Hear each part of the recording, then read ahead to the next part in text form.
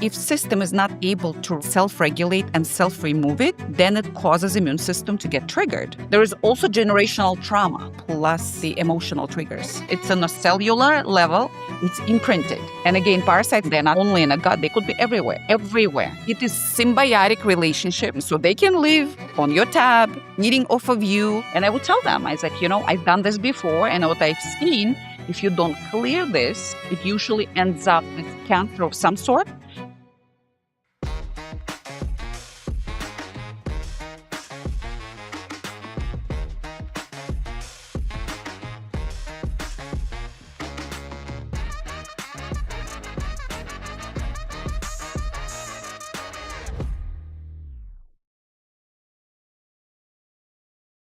Welcome back to the 5R method. They say you can't heal in the same environment that made you sick, but what if the toxins draining your energy aren't just in your environment? Today, we're going to enter the second R, remove, and uncover what your body's been working overtime to get rid of. Hello, Dr. Marina. Hello. All right, I am so excited to dive into the second R here. When we talk about remove, what does that really mean inside the 5R method? So firstly, we need to understand what's causing what, correct? So it's our whys, what's causing. So we talk about all different and look at all different types of toxins in the system. Through our life cycle, we're going through lots of stressors. So it could be virus, bacteria, parasites, it could be mold, it could be you name it. Even the emotion that's no longer serving you, it could take a role of a toxin in your system where your system doesn't work the same way anymore. So in order to regulate the body as a whole, we need to look at very specifically an ability of the system to do certain job. Can it or it's no longer able to? If we want to change somebody else's well-being, we need to understand what's causing, understand if they have mechanisms to correct it, remove it. If not, make a correction, and then aid and elimination.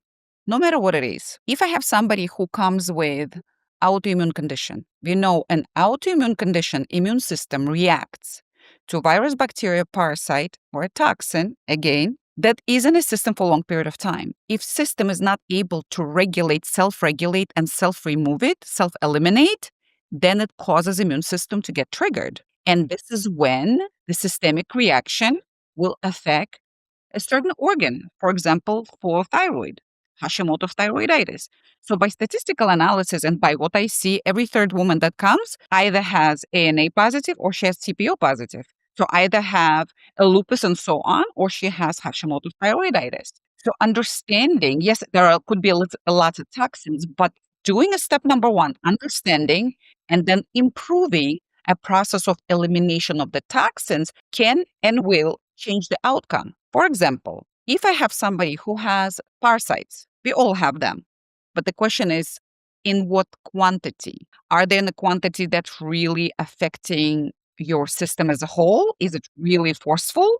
Or just a little bit where your immune system is managing them? And again, parasites not just, they're not digestive. They're not just in digestive system. They're not only in the gut. They could be everywhere. There is no exception because they're very smart. Understanding how we can improve function of the system so we can self-regulate and suppress growth of parasites, we can give system a break. No matter what these patients are dealing with, the only way that's effective is to first address their own system and their defenses. Number one, excretory system, which is kidney, liver, lymphatic system, and skin. So these are systems of excretion. Are they able to excrete? Are we able to clean or not?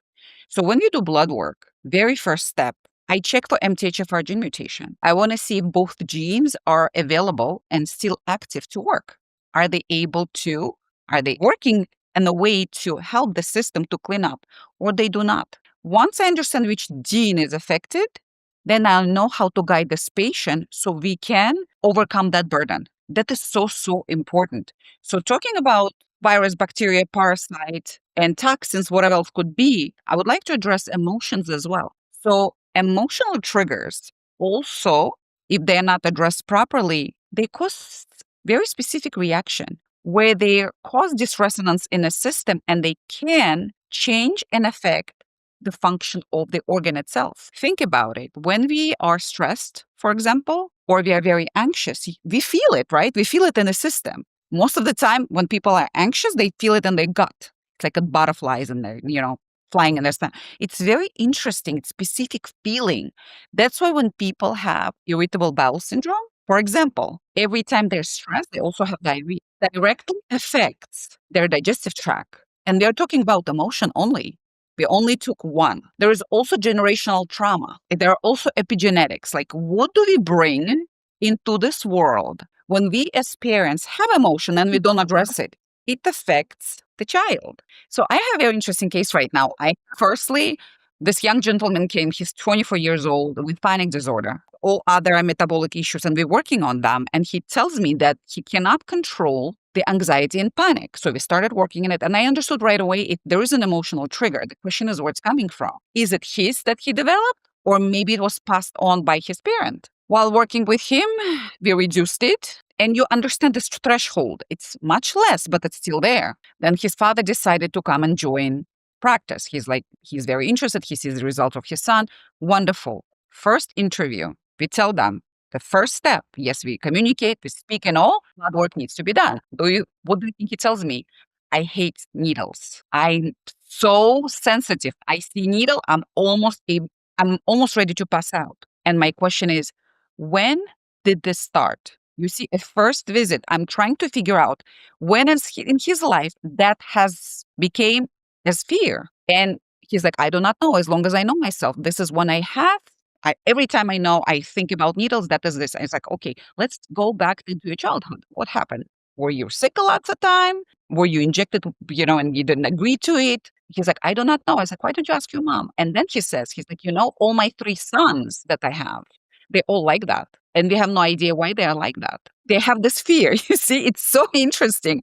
So understanding that, I know how to address it. It is very interesting because this is not serving them. Of course not. But it's still imprinted in the system. It's on a cellular level. It's imprinted. So how we experience stress, anxiety, and panic, anything that resembles or that episode very first time, it could be smell, it could be color, it could be sound, it will bring them back into the situation where they didn't feel safe. That's also detoxification. We need to clear it so system can heal. And how specifically for him with the needles, what does that look like? So when his son came, because we also offer IV treatments, anybody who joins, because they are so nutritionally deficient and we don't want to wait for months until oral supplementation will overcome this deficiency. So we give them IV nutrition.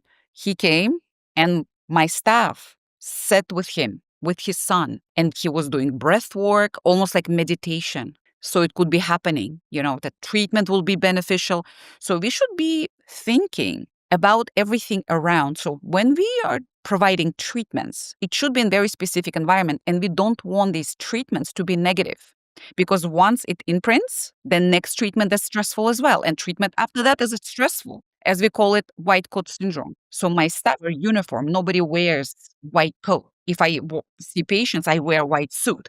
So there is no coat. And I change clothing often. So there is no trigger that has been already recorded. So it's very specific how this needs to be addressed. And of course, a lot of trauma, it's from childhood or from parents that gets imprinted and gets translated into the child. It is very interesting. It's amazing. So talking about detoxification, understanding the system and what needs to happen, addressing the all excretory organs, which you already listed, making and providing everything necessary to improve the detox process, we are already cleaning.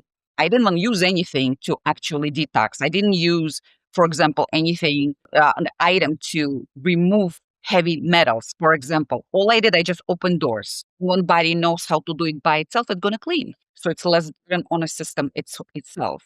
Once I understand there is emotional trigger, guiding patient through safety, and we already addressed that as well, but it's very specific process.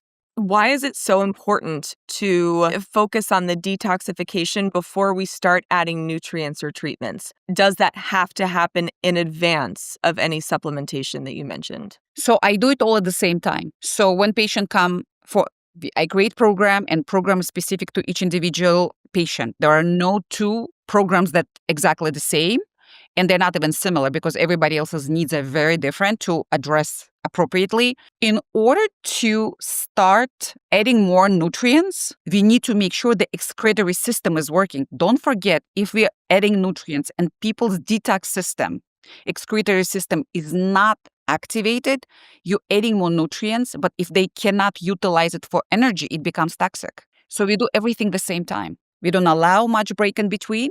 We start with nutritional supplementation and IV supplementation because we know they are deficient. And when they come for IV services, there is a bag that's, depositing bag and a bag that detoxing bag.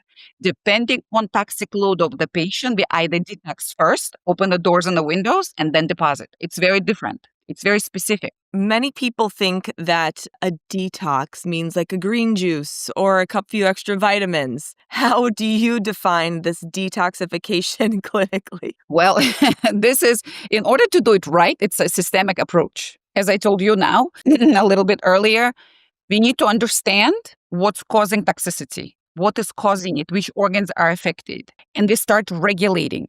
When somebody is doing green juice, firstly, let me explain this to you. What's the biggest item in a green juice? What do they use? You tell me. Like kale or some sort of leafy green. They use celery most of the time. Celery. So in Chinese medicine, leafy greens and celery extremely cold energetically. It's energy cold. So in a system that's already having hard time of cleaning up and you're adding something cold, it's really not so beneficial. Plus, all of these cold items, they are very harsh on digestive tract. When patients come and I start asking them questions and they do tell me, oh, I'm like health conscious, I do A, B, C, D in the morning, la, la, la, la, la.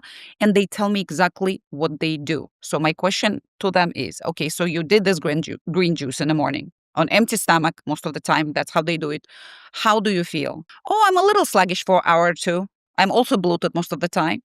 I was like, okay, so what does it tell you? She's like, oh, I don't know. Probably nothing. You see biggest disconnect. Now your body is telling you the symptom is you're not doing so well. Why do you continue? So if you're eating something and it's doing this, you should not be doing it. So there's all specific ways how to balance of energy.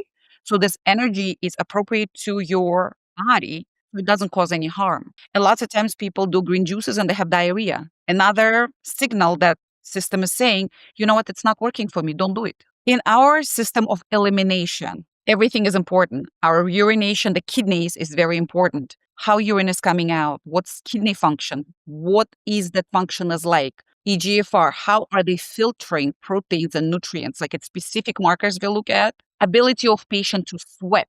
Not everybody is able to sweat. Some people don't sweat. And they think, oh, I don't sweat. It's not a problem. It's actually a big problem because now your system of elimination that is in your skin is not able to excrete. You need to be able to excrete. Too much sweating, not sweating enough, it's two big problems. So we need to regulate. For people who sweat too much, most of the time it's their nervous system is involved and they're overly stimulated. We need to bring it down so they don't sweat all the minerals out.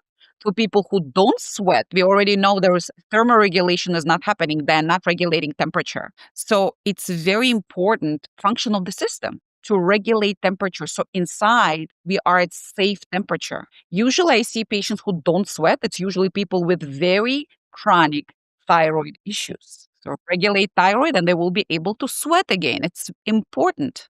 Without sweating, it's not great.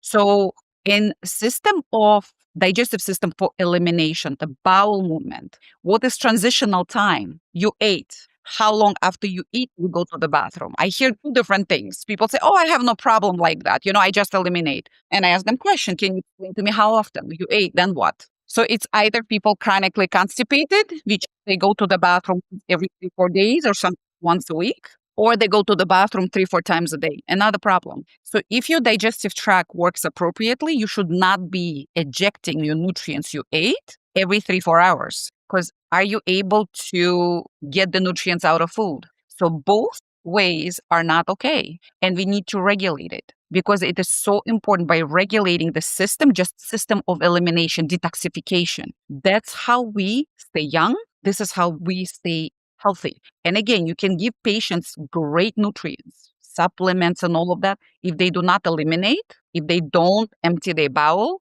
on regular basis, yes, and not emptying it enough, like people go to the bathroom and they don't feel like they have emptied their bowel. Something is remaining. So whatever remains in the bowel actually causes more toxicity. If you have a person that constantly constipated, goes to the bathroom every 3, 4 days, the odor changes because the stool inside becomes more toxic. So we have to regulate it. And it's so important. When patients come and I also ask them question, if you urinate, how does it look? Oh, just like a urine. I said, what about smell? What about color? What about foam? Rarely people pay attention. I have a gentleman with chronic kidney problem, and he's with me for more than 2 years. And what we've seen, and I taught him this, I was like, we need to be able to assess your urine to understand the kidney function even before you do blood work. Of course, he does it regularly, but you can't do it every month, right? So urine becomes more foamy when there is no proper filtering of nutrients and protein. So when protein seeps out, it's a lots of foam. You should see it's big, big bubbles, big, big bubbles. So I taught him to take pictures to compare so he can understand how his kidneys are functioning. More foam, not great. Less foam, let's keep doing what you're doing. It's very important in nutrition. So he understands what proteins his kidneys are okay with. That is so interesting. And I think all of our listeners are going to start taking pictures of their. It is important we need to know how our body's functioning. It is important. It's like when I start working with somebody, it's a lot of education. A lot of education, constant education, so they can understand, so they can connect with themselves, with their system. So our bodies is basically a suit of the soul. So if your body is not in proper place, where your soul gonna be? Is the soul happy, healthy, and buoyant inside? To have, as people say, am I comfortable with myself? What exactly are you saying? What does it mean? Am I in harmony of myself, with myself? That's what it means. In harmony with myself. Are you talking about your physiological self or subconscious self or your higher self? Which self are you talking about? I love that. It's almost like you mentioned your soul living kind of inside the body. It's like almost living. You remember the show Hoarders on TV? It's Yes. like the soul is living in like a hoarder house with all of these toxins, and it's so overloaded with all of just this angst. Whether you mentioned it's emotional or actually physiological. Why are our bodies so overloaded today compared to perhaps even 20 years ago? Yeah, so environment is very different right now. So it's not my fault, your fault, or a patient that comes to me fault. And I tell them first off, I say, it's not your fault. Environment is different. Life is different. The stressors, we have so much more stressors now, so many more stressors now. People are stressed on daily basis. People function on fight and flight response all the time. It's uncertainty that causes more problems. And then food is not so nutritious anymore. So if you think about this ideal situation would be, it's Adam and Eve, where they didn't need to work. They didn't need to wake up. As they say, if she would have had children, she wouldn't have pain, because pain is also a stressor, and it also causes emotional trauma.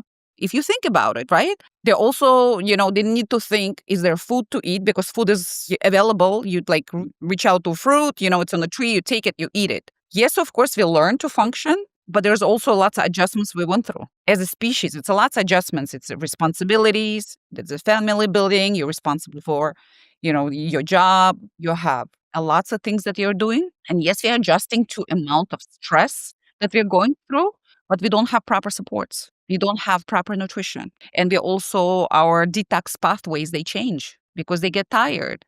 We get flooded with all of that, toxicities in our system. And lots of trauma. People go through trauma. We go through it all the time. But we don't clear. So we don't clear the traumatic experiences we have. So trauma itself and triggers from trauma, emotional trauma, are so important. And people not talking enough about that. Like if somebody's going through life and specific traumatic events, we need to clear them. When I used to work in New York, I've seen very interesting patient population. So women would come and I do energy work and I would examine them and I would tell them, I was like, listen, and I would tell them how it feels. I said, it feels to me that you are experiencing very specific traumatic event. And I would tell them, I was like, I've done this before. And what I've seen, if you don't clear this, it usually ends up with cancer of some sort. And for women, it's usually breast cancer on the left breast. And I had because your emotion connect, because supposedly I guess your soul resides behind your heart. That's the feminine side of the body, the left Exactly. side. Exactly. It's your emotion. It's your emotion. So it's so interesting because I had quite a few patients. If they would not be able to clear it, 8 months to a year from this conversation, they would be diagnosed with breast cancer. So it's so important. It has to be part of everything that we do, a part of the healthy living. So we have to clear everything, keep the body healthy, plus make sure that internally, emotionally, we are healthy too. So we can recover. We can everybody should be taking a day of work and responsibilities just to recoup. Do whatever you want, whatever makes you happy. Watch a movie, go out, go to the zoo, interact with animals, your friends. Like, this is so important so you can rebalance yourself. And here's the other thing. And then we feel like even when we do take a day off, we feel guilt for doing that because society is conditioned to always be doing something. And if you're not being productive or checking something off a list, you're failing in some way. And then that kind of feeds into that whole emotional stress cycle. And we're on this hamster wheel that we can't get off of. That's absolutely true. A few years ago, my oldest daughter tells me, she's like, Ma, if I take a day off and I do nothing, I feel guilty. I was like, what did I do to my kids? What did I do to my kid? Because we came to this country, me, my husband, I had 2 children already. We came as refugees. So we had to work very hard for everything that we have. Work, school, career, learning language. And I was like, what did I teach my child? So she's an overachiever. And now she's so much older. And I'm asking her, like, have a personal day. It is important. I'm trying to teach her. For us, it was necessity. We were growing here as new people in United States of America. We just came into the country. It's so important. We do so much and we did so much. But they grew here. They grew up here. She doesn't need to have so much stress and having this feeling of guilt. Right. The guilt part. I mean, truly, it's like you can't even relax or feel good relaxing because that makes you feel guilty about not doing what you think you're supposed to be doing. Well, recovering, it's our responsibility. We should give ourselves time to recover. And now I'm so much older and I'm so much wiser and I know what happens when you're not. I take my relaxation days and I do whatever makes me happy. Maybe read a book, maybe go to a club. I have friends in dance club. We dance together. It's a lot of fun. It's something that makes you happy. I love. What kind of dance do you do? It's a social dance. Uh-huh. It's all of that. So salsa, cha-cha, mambo. It's a lot of fun. It's a lot of fun. Just be silly, Make mistakes on the floor. Laugh at yourself. Oh, I love that. That is so much fun. I take ballroom dance lessons too. So when I come down to Florida, we'll have to go dancing together. Definitely. What's your favorite? And take our break and not feel bad about it. You should work at that. Trust me. You need to just, do what makes you happy. That's the most important thing. Do what makes you truly happy. So for me, yeah, it's important for everybody. But when you do what you love at work, it's never work. I go to work and I'm excited. I can help people change their lives, transform their well-being, and it changes everything around them. So what I do really doesn't stress me, so I don't need all that much. But still, it's good to do things just for you. Beneficial. You should do. So what's your favorite dance? Which one do you like? Absolutely. Well, I grew up doing tap, ballet, jazz. So I was classically trained. I majored in dance in college, but have always been in love with watching Dancing with the Stars. And if you ever watched that show, Yeah, of course. Yes. Are you watching this season?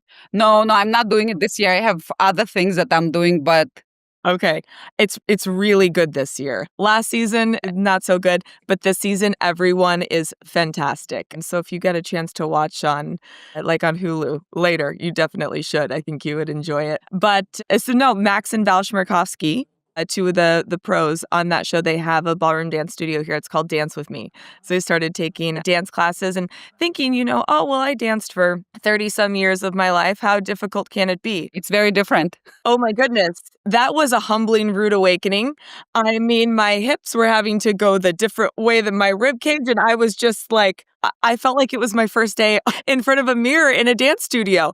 It was quite a humbling experience, but, you finally get you get the rhythm, but, yeah, it definitely took a minute, and a lot of it is very counterintuitive to how I think classically trained dancers move, even the way your foot leads and, the way the leg turns and things like that, so it's been very interesting, but really fun. And It's actually also yes. and also being raised as an individual, a solo dancer, and then having to have someone lead you and kind of allowing yourself to surrender to that Yep. has also been not only an interesting dance lesson, but a life lesson as well, so It is very beneficial because as women in this society, we become very strong. And that strength translates into your personal life as well. But in relationship, there is an ability to give up this control, which is very important because if you have a a partner in your life that can lead you through our feminine energy, we have to let them take that control. So when I start taking the lessons, of course, it just was funny. I started recording. I was like, "Oh my god, that's really interesting." So I laughed a lot with my partner, and I was like, I forgot that I was almost a woman. I forgot because you would start dancing. He's like, "You leading me? Can I just lead you, please?" and you're like, "What does that even mean?" No, I learned. I learned. I just let him. It has to do with trust because you have to It does. trust. You have to. So, in work that I do with patients, there is a process. And of course, they need to trust the process. The same thing. You either do what you learned to do and whatever you did for all your life, which caused where in a place where you became, or just resonance and the body is not working all that great. They have to trust this process and they have to give up the control, allowing me and my team guide them. So this is very, very important. And we constantly tell them that, guys, you need to trust this process. It's going to take some time. It took you about 20 some years to end up in the place you are. So you need to allow us guide you to the place of healing. Because if somebody's stagnant and not trainable, how can you, and not coachable, how can you? So it's their job. And we discuss it in first day. And I tell them, are you trainable? Are you coachable? I ask them. There is a way that you have to allow us to lead you. And then sometimes, because there perhaps might be so much mistrust, we have to work on allowing or letting the patient even feel safe enough to say, okay, and I will kind of surrender and listen and be coached by what you have to say, because that might even bring them to a place of dysregulation and non-safety too. So there's so many layers to peel back. It is very interesting, but once we start interacting in the healing way, you see how they changing. The changes are amazing. It's just they become a different people. The body can repair. Emotionally, they get more relaxed. They understand that the body is actually now and the system as a whole is restoring. And this is amazing transformation. It really is. And inside, outside, a complete life transformation. It's not just, oh, we're getting rid of toxins and putting, the good stuff in. It is a whole head to toe, inside to outside, like metaphysical before and after. We talked a lot about the emotional kind of components that lead to the toxicity, but what perhaps might be some other hidden toxins that you see in your patients, and how do they show up in the body? So toxins show up as anything. So emotional toxicity we already discussed, but somebody that wakes up already tired, they cannot last entire day. They might have skin lesions like eczema, psoriasis, acne on the back. They're toxic. That's why there's elimination system that's not working properly. Now eliminating this way. So when we have somebody with acne on the face and acne on the back, we understand it's a gut issue. So face itself, you can break it up in specific parts and understand which system doesn't work. Like if a woman has acne here, we know it's all hormonal. Yep. Usually women before their menstrual period starts and they start breaking out. So what we see in the beginning when we start detoxification, sometime skin gets worse for a little bit because you're purging everything, you're pushing everything. And once it actually starts moving out, everything clears out. The skin changes, it glows, it gets tighter, all the acne goes away, psoriasis goes away.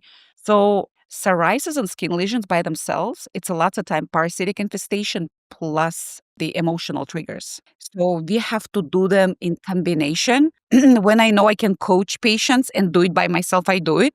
When I know it's better for them to work with a psychologist, I refer them to psychologist. So I understand what's doable, what I can do, and what I can have challenges with. I always try. Let's see how it's going to be. Also for skin lesions, and again, we see anything on the skin, it's your health inside. When patients go and see aesthetic specialist, which I used to do aesthetic treatments more than enough, I did it for so many years, I understood very important point. Your beauty is not from outside in, it's from inside out. If you want to affect the skin, it's not from outside in. It's inside out first. So when people come and they say, oh, I have these and these issues, my bowel is not so great, and I'm going for laser treatment for my skin, I highly suggest for them, why don't you just pause your laser treatment for your skin now? And let's, concentrate on your skin from inside out, clean your bowel, make sure your detox system working, lymphatic system working, that you can sweat and eliminate, and let's see what's going to be. And then you do your laser treatment. Most of the time, they don't need a laser treatment after that. And if you do it, it's almost like a waste of the investment of money, because you might look better for a little bit, but it's going to revert back as the skin consistently turns over and the cells, right, turn over themselves. Exactly. So we need to do everything possible for fast cell turnover, so we exchange the cells. So I'm not very shy. When my patients ask me what my age is, I tell them. I don't hide anything. I like, listen, if you want to present a certain way, you need to do certain work. And what I do with my patients, I do with myself. I do it too. It's constant work. If somebody says, you know what, I just want to do this for the 6 months and then forget about it, you're not right patient and you don't understand this process correctly. Because being well, it's a lifelong journey. It's not it's not for 6 months and you're not doing it anymore. We teach you, we guide you, but then you have to follow. You need to do these things. Eat right. Even if you're having fun sometimes, eat whatever. Then what do you do to bring your system to balance? You can't just constantly, toxin. Whatever we fix, it will break eventually, right? Because you're not so gentle to your system. You know what's interesting? Somehow people value buying expensive car and taking care of expensive car. Lamborghini, for example, Porsche. They understand the value. They understand that they need to bring this car for tune-up every so often. They have But to put the expensive gas in it. Exactly. Proper gas. You don't put super, you put something else, you know what happens. You need to put a certain grade. But when it comes to themselves, they need to be educated. If you want your body to work as a well-oiled machine, right thoughts, right fuel, right? In the car, we have exhaust. What is this exhaust? It's byproduct, your elimination system. You see, now I'm speaking in the language how I speak to guys, because that's what they understand. The analogies make sense, right? So it is the same thing. What you deposit, this is what you're going to get at the end result. If you eat certain way, you don't sleep, you do not allow your body to recover, your body will feel certain way. And that's just that. That's just such a wonderful way to explain it and to help make it make sense for patients who otherwise, we almost take our bodies for granted sometimes. Exactly. Because we have it, Yes. and it works, and then it's not working, and it's like, well, I never had to do something special before, but was that working for you before? Okay, so last time we talked a lot about covering up symptoms with medication and how that is a short-term solution for actually addressing what's going on internally and like the root cause of what's happening inside the body. What is the most surprising or out there root cause that you've ever uncovered during the remove phase? Nothing surprises me anymore. I do it for a while, so not many things surprise me. You're like, Really. I've heard everything. I've seen everything. More or less everything. I will tell you what's very interesting, how emotional trauma, what it can cause. That can cause a lot of things. And you think you know almost everything and you heard almost everything, and sometimes it just comes out and you're surprised to hear that, because our mind can loop certain things certain way and it records in the system very differently and then can show itself very specific. It's very interesting. So when I do the first process, the why process, when we do blood work, the functional analysis that we have, it actually shows patients the how the organs functioning in percentage and what's health risks they have in percentage. So I've seen patients having all different things. Plus, it shows you in sense of pathogens, like it shows you parasitic infestations. I just recently seen a patient. She came to me for fertility. She wanted to restore her fertility. She's 42 years old, also menopausal already, and she doesn't understand why at that age. So when we did a blood work in percentage, she's poor thing, so eaten by parasites, it's 100% parasitic infestation. So if you spend all this energy into feeding those, what's left for you for reproduction? And I told her, it's like, you can do nothing. It's up to you. Or we can change something about it. You're definitely not going to die tomorrow because parasites are smart. They want you to survive. So you can keep feeding them. Yes, absolutely. They're extremely smart. And it's extremely They're not trying to kill you. They want you to be alive so that they can reap the benefit. exactly. Wow. It is symbiotic relationship. Yep. Symbiosis is so important. So they can live on your tab, eating off of you, so you're alive. And it's so interesting. So when she came and when I examined her, I told her she's a yoga instructor, a beautiful woman. And I said, I do not know what it is, but your energy is just in your chest. You don't have energy in your reproductive organs and not in your limbs. It's very interesting. I told her, let's do blood work and we'll understand what's eating you up because that's what it is. Nothing is left. Nothing.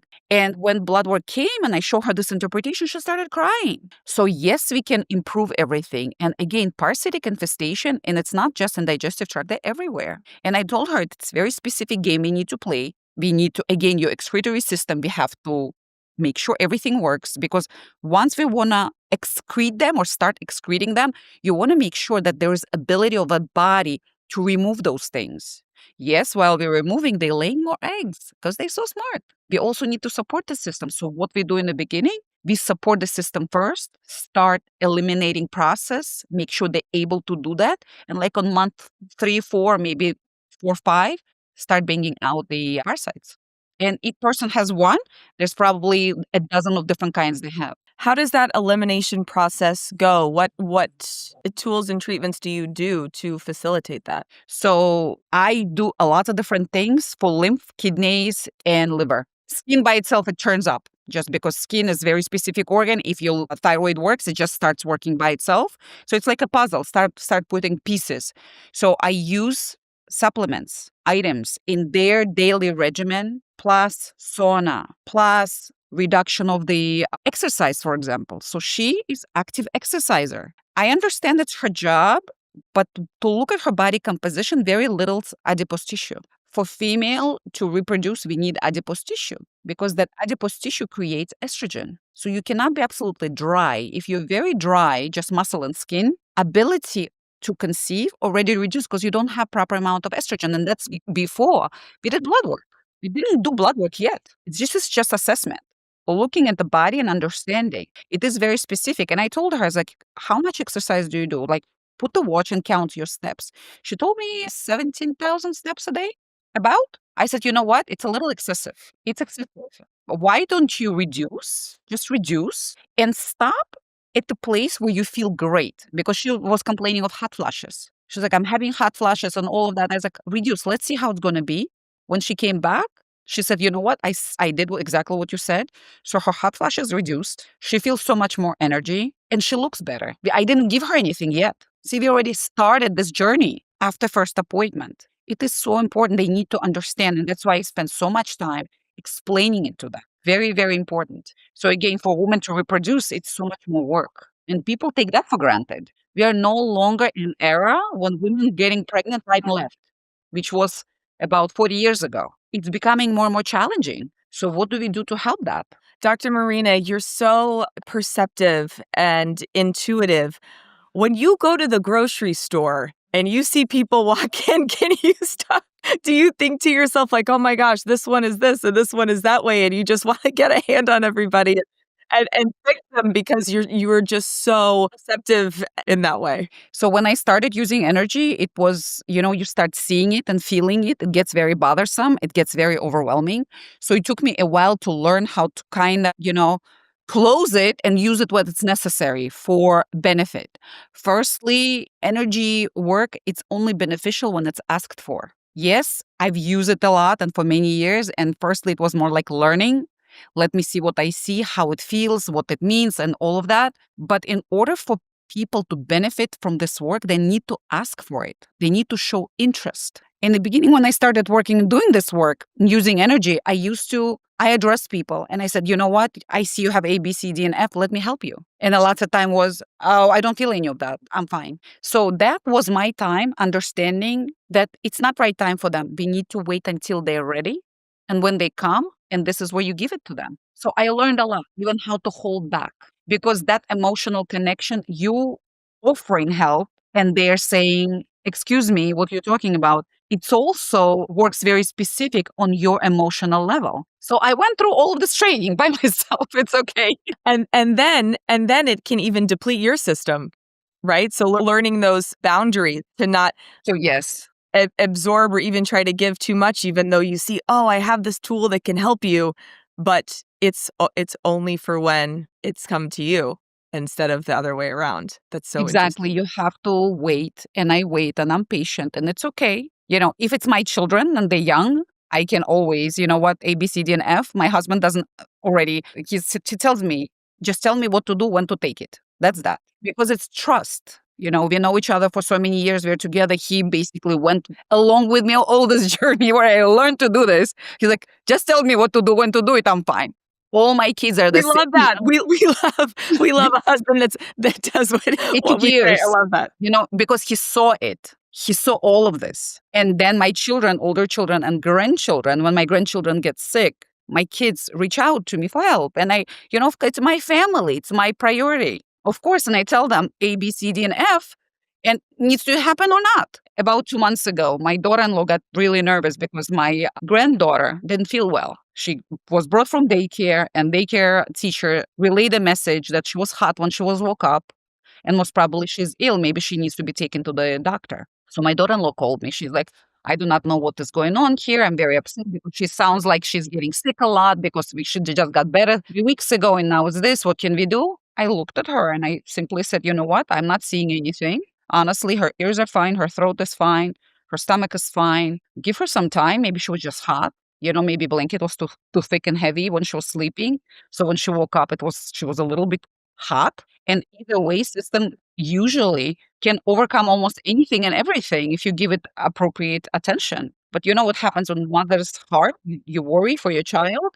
I just calmed her down and her daughter was absolutely fine. Nothing was wrong with her. She was just hot. That's that. Peace of mind for her and for her child. All right, so let's circle back to actually removing the toxins. Walk us through your process of removing them safely. I know we talked about supplementation, but what else does that look like, and how do you determine kind of what needs to be cleared from the body and in what order that happens? So everybody is different. If I understand through blood work and the way people feeling, if I understand the thyroid is not working, we're going to have to optimize thyroid function, because thyroid is linked to your lymphatic system and how your lymph is moving, as well as your cardiovascular system, as well as your skin elimination. So nutrition for thyroid, specific nutrition for liver. So hormones can convert, the thyroid hormones can convert it to active form to activate all the processes, plus process of sweating. Dry brushing is wonderful. Sauna is wonderful. Coffee enema is wonderful. Like all of these things, liver is a detox queen in a system, but it's not the only organ. We have to do everything. So I use specific compounds for specific patients, depending what works for whom. When anybody does energy work, there is a way you feel what works or doesn't. So you avoid the clutter. So you're not prescribing something for the patient that would clutter out their system. It's very different. It's a very different approach. And I tell my patients, the way I'm going to compose your program, it will be what resonates with you. Has nothing to do with me. I'm just an instrument. I'm using what I have so you can benefit. So it's very precise. The dosage is precise. Everything is very precise. Of course, everybody's system is different and takes some adjustment. And we make these adjustments and it is fine. So detox is very specific. We start with eliminating of what people are eating that's not servicing them, that causes inflammation. That's why every patient has specifically designed for them dietary modification sheet. So all the items they eat, they're right on it. They're listed. How to combine foods is very specific way. Everybody's eating. I don't have anybody who's going fasting unless I ask them for insulin resistance. There is some people that I can ask, can you please fast every other week for 16 hours, for example? Like skip a breakfast or something. I'm not much for, don't eat at all because it also causes stress in the system. So our system best when we are in abundance, an abundance of nutrition, not when we are in deficit. So it is very specific, depending on what they need and what organs go first. Usually, if I see the thyroid needs to be addressed, thyroid and liver gets addressed all the time first. You don't wait. And again, I would like to pay your attention that when we have seasons changing, the system has to be addressed appropriately and they should be eating appropriate food for that season. In New York, because you have seasons. In Florida, we don't have seasons. Like pumpkin, usually for fall, not for summer. See, potato is not for summer, it's for fall. Oh, I like potatoes all year round. But potato is a seasonal vegetable. It's actually fall vegetable. It's not a summer vegetable because it's too hot. It takes too much energy to digest the potato. Oh man, okay, I need to work on my French fry intake in the summer. Oh my goodness. All right. So in order to determine whether it's the thyroid, the liver, what kind of testing do we do? We mentioned blood work or data. Are you kind of relying on to uncover that? And are there things that even our listeners at home could start doing right away to lighten that load? It's obviously not like a turnkey, one solution fixes the whole system kind of a deal. But are there like at home things that people can start doing? Absolutely. So, things number one, that doesn't cost anything. Everybody should regulate their sleep and sleep cycle. Your circadian rhythm is very important. It costs you nothing. You can fix it by yourself. You have to, everybody, we are not nocturnal, right? We're supposed to sleep at night and wake up in the morning. See the light without eyeglasses. Don't be afraid of sunlight. Not to be afraid of sunlight. Sunlight is not what kills people. We need to let sun shine, not in the eye, through. So the rays hit a little bit of our cornea. It's very important because that's how we make hormones, melatonin, serotonin, like the light itself. We educate our patients how to have sleep hygiene. All our electronic devices. Yes, electronics everywhere. See, I'm talking to you. I'm also checking my messages at work. We work all the time now. This is also a problem. Having boundaries where you're at work and when you're home, when you're functioning as a provider and when you're functioning as a wife. Okay. Your self identity is also very important. What do you identify yourself with? Like, I had a patient that reached out and she's like, she had certain challenges. And I asked her, what's your identity? What do you identify with? And she told me, a yoga instructor. I was like, how could you? You're so much more than just that. You're not just a yoga instructor. You're a beautiful woman and you're a loved wife and all of those. We need to identify what is our identity. Who are we to ourselves, number one. And then who are we for everybody else, right?